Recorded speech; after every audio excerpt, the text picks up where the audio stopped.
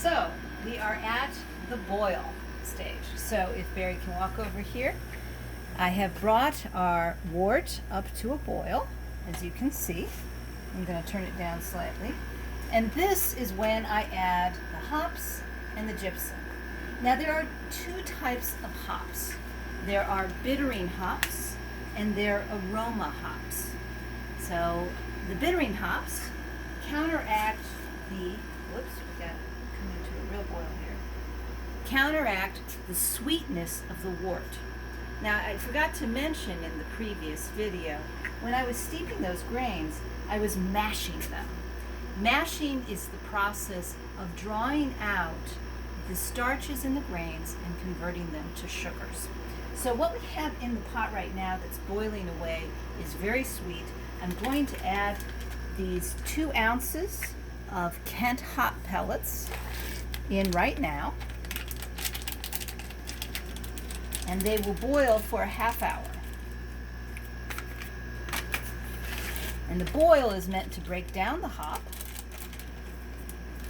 and act as a counterbalance to all that sweetness. This is the bittering hops. And this is what gives beer its distinctive flavor. Now I will just adjust the temperature a little bit so I'll keep it boiling but not overboiling. This is a very delicate time. I have allowed the pot to overboil. So I warn you, if you do this in your home, be sure to be there in front of the pot at all times. Don't walk away from it because it's very possible that it can overboil. What are you doing now? Now what I'm doing right now is I'm taking a teaspoon of gypsum. Gypsum is a flocculant, so is Irish moss. Either one can be used in brewing. These are flocculants, so during the fermentation process, all of the byproducts from the fermentation will bind with the gypsum and settle out. So it helps clarify your beer. Now all homebrew will always have a little bit of sediment in it.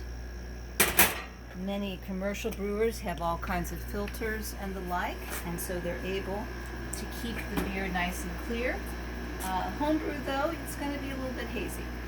So I'm just going to adjust this to make sure that it's a nice rolling boil. So if Barry wants to take a closer look at what I mean by rolling boil, see how we've got it sort of bubbling up a little bit. Now the longer one boils this wort, the bitterer the beer. So just remember that. The longer the boil, the bitterer the beer.